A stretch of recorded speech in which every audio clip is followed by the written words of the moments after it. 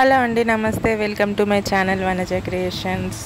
ఈరోజు వీడియోలో బజ్జీలు ఎలా చేయాలో నేర్చుకుందామండి. ఉల్లిగడ్డ బజ్జీలు.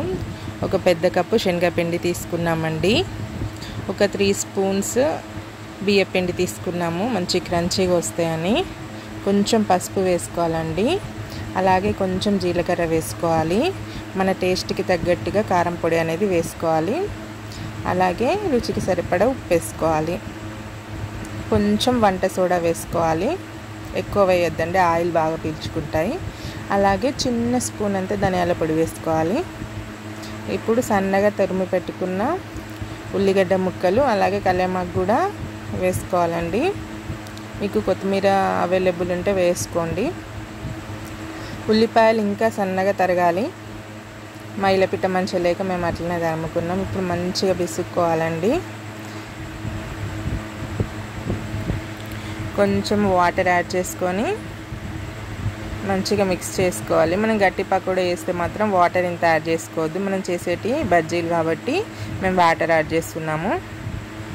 ఈ ఉల్లిగడ్డ పేస్ట్లో క్యాబేజ్ తురిమి కూడా వేసుకోండి, ఇంకా సూపర్గా ఉంటాయి.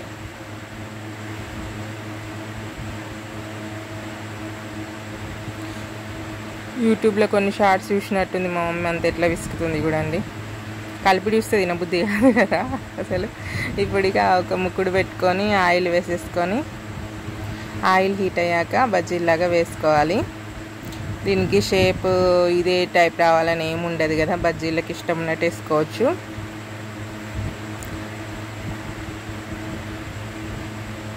ఆల్రెడీ అందులో వేరే అప్పాలు చేస్తున్నాము, అందుకే నూనె ఆ కలర్ వచ్చింది, కానీ ఫ్రెష్ నూనె. ఇప్పుడు రెండు వైపులా ఇలా తిప్పుకుంటూ కాల్చుకుంటూ ఉండాలండి.